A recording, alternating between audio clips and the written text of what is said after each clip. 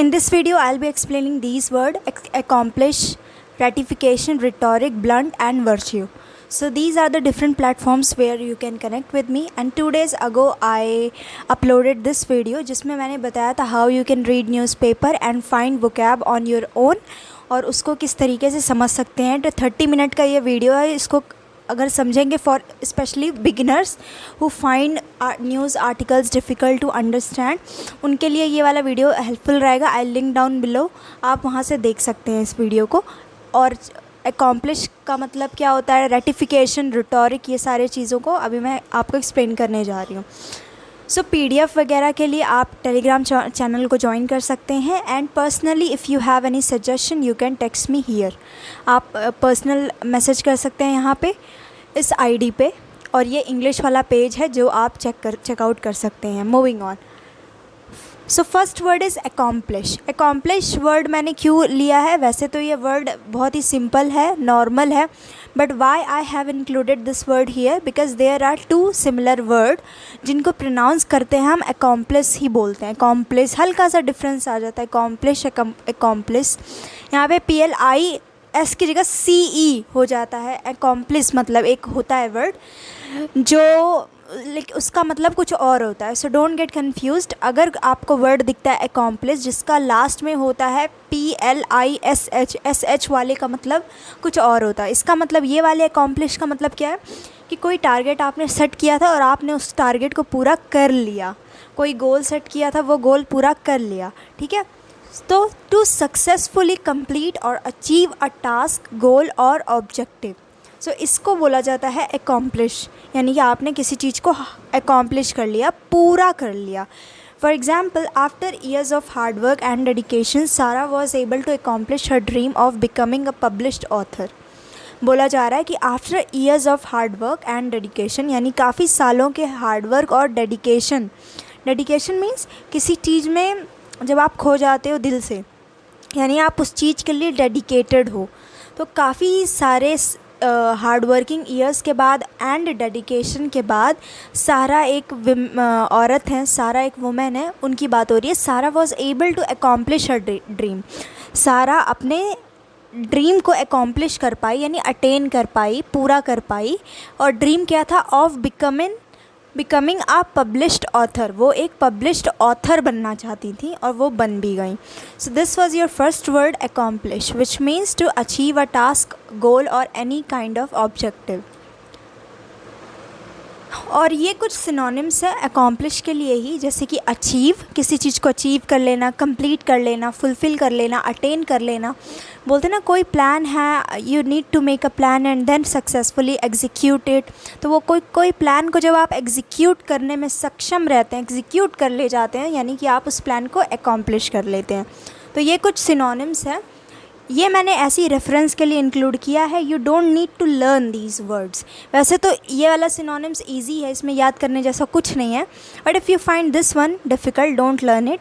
जो main word है, जो डेली 5 वर्ड होते हैं, बस उन पे ज़्यादा फोकस करना है. And a day will come after 200 और 300 sessions when you will be already knowing all these synonyms और एंटोनिम्स. ये सब सारे पता चल आपको आते ही रहेंगे. Already you will know. Second word है यहाँ पे रिटोरिक. रिटोरिक का मतलब होता है the art of effective communication. Rhetoric का मतलब कि एक ऐसा आर्ट ऑफ कम्युनिकेशन होता है जब आप किसी को परसुएड करने में सक्षम होते हो. परसुएड का मतलब किसी को राज़ी कर लेने में. जैसे कि मान लीजिए पब्लिक प्रोटेस्ट कर रही है, नेता आए और फिर उन्होंने कुछ इस तरीके से भाषण दिया कि हम ये कर लेंगे, आप ही से तो हम हैं, हम तो कुछ है ही नहीं, हम तो नौकर हैं एक प्रकार के, असली हीरो तो आप हैं. इस टाइप से कुछ बोले, मैनिपुलेशन टाइप का. सिर्फ मैनिपुलेट भी नहीं कह सकते, मतलब कि इस टाइप से कुछ ऐसी बातें करके मतलब मना लेना लोगों को, कि जो रूठे हुए लोग हैं, जो मान नहीं रहे थे, अब वो मान जाएंगे. तो रिटोरिक एक तरीके का एक इफ़ेक्टिव कम्युनिकेशन स्किल होती है. एक ऐसा तरीका होता है, स्टाइल होता है आर्ग्यूमेंट करने का, कि आप लोगों को परसुएड कर लें, मना ले जाएं, या फिर आप उनको इन्फ्लुएंस कर लें. So that is known as rhetoric. For example, the politicians use of powerful rhetoric captivated the audience and they were inspired to support his cause. बोला जा रहा है कि जो पॉलिटिशियन का ने जो यूज़ किया था powerful rhetoric, rhetoric means powerful communication skill की बात हो रही है रिटोरिक, उससे क्या हुआ, उसने उनकी जो बात थी, रिटोरिक बातें थी, कम्युनिकेशन स्टाइल जो थी, उसने क्या किया, कैप्टिवेट कर लिया, यानी काबू में कर लिया किसको, ऑडियंस को। और वो सारे लोग फिर सपोर्ट करने लग गए जो वो पॉलिटिशियन चाहते थे। सो कैप्टिवेट वर्ड भी देख सकते हैं। कैप्टिवेट का मतलब होता है किसी को कैद करना, कैप्टिवेट कर लेना, बंधक बना लेना। अब इसके कुछ सिनोनिम्स मैंने इंक्लूड करे हैं, जैसे कि ओरेटरी, रिटोरिक के, यानी कि अच्छी जो बात करने का जो तरीका होता है उसको और क्या क्या बोलते हैं, ओरेटरी, एलोक्वेंस, आर्टिकुलेशन, आर्टिकुलेशन अलग से भी कंप्लीट किया हुआ है हमने। आर्टिकुलेशन मीन्स अगर आप आर्टिकुलेट कर पाते हो खुद के विचारों को, यानी आप खुद को ढंग से एक्सप्रेस कर पाते हो। परसुएशन, परसुएड मीन्स किसी को मनाना, परसुएशन यानी किसी को मनाने वाला प्रोसेस। नाउ थर्ड वर्ड है आपका वर्चू। वर्चू का मतलब होता है ऑनेस्टी, इंटीग्रिटी, ठीक है। वर्चू मीन्स शुद्ध हिंदी में इसका मीनिंग होता है भलाई, भलाई, ठीक है। अब एग्जाम्पल है, his acts of kindness and selflessness demonstrated his virtue for everyone. बोला जा रहा है कि उसका जो काइंडनेस वाला एक्ट है, वो जो सेल्फलेसनेस वाला यानी कि सेल्फिश ना होने वाला जो भी एक्ट है मतलब जो कुछ भी करता है जिसमें उसकी सेल्फिश वाली हरकतें नहीं दिखती पर अच्छी हरकतें दिखती हैं, तो उसके जो ये एक्टिविटी है इससे मतलब भलाई दिखती है सभी के लिए, कि वो कितना भला सोचता है सब के लिए। ये उनकी सिस्टर हो सकती हैं उस लड़के की, उसकी कुछ भी हो सकती हैं, वाइफ वगैरह, और वो देख सकते हैं कि उसके बारे में सोच के कितनी हैप्पी हो रही हैं, ठीक है। इसलिए क्लिप लगाई थी मैंने। फिर ये कुछ सिनोनिम्स है for the same word virtue: goodness, morality, righteousness, integrity, uprightness and merit. फिर है आपका ब्लंट। ब्लंट का देखिए दो प्रकार से मीनिंग होता है। अगर चाकू का धार, चाकू बहुत टाइम से यूज़ कर रहे थे, अब वो चाकू ब्लंट हो गया है, तो आप कह सकते हैं कि चाकू का जो धार था वो अब धार नहीं रहा, उसमें वो मतलब नोकीला नहीं रहा। तो एक ये मीनिंग होती है ब्लंट की, और एक जैसे यहाँ पे लिखा है, दोनों ही मीनिंग इंक्लूडेड है, जैसे कि समथिंग दैट लैक्स शार्पनेस, कोई चीज़ जो कि शार्पनेस को लैक कर रही हो, डल हो, ठीक है। अब अगर इंसान के वो कॉन्टेक्स्ट में बात करेंगे कि what if I refers any person as blunt, तो उससे क्या मीनिंग होगा।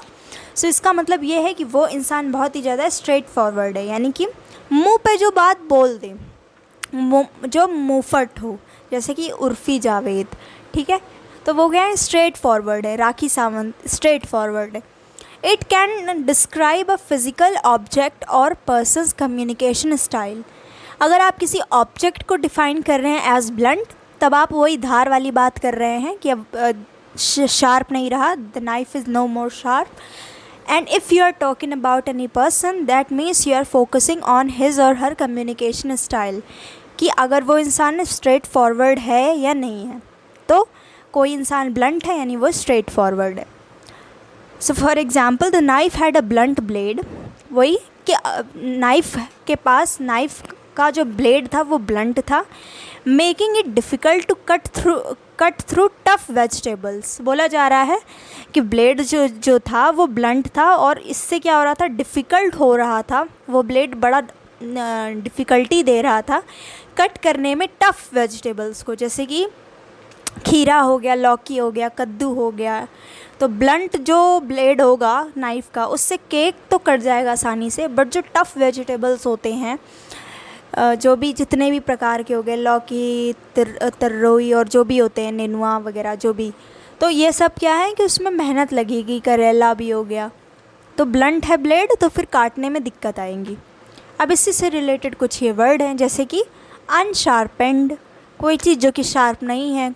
अब ये डायरेक्ट किस सेंस में यूज़ किया, देखिए अनशार्पेंड वो ब्लंट का पहला वाला मीनिंग, नाइफ़ वाला मीनिंग कि धार नहीं है, उसके लिए है, और बाकी ये तीन जो दूसरा मीनिंग है उसके लिए सिनोनिम्स है। कोई इंसान डायरेक्ट है, तो कोई फोर्ट्राइट का मतलब होता है स्ट्रेट फॉरवर्ड, ये दोनों एकदम सेम वर्ड है। जैसे कोई मुंह फट है तो यानी फोर्ट राइट है वो, स्ट्रेट फॉरवर्ड और फोर्ट राइट सेम वर्ड। फिर है लास्ट वर्ड है शायद से रेटिफिकेशन। रेटिफिकेशन का मतलब होता है अप्रूवल।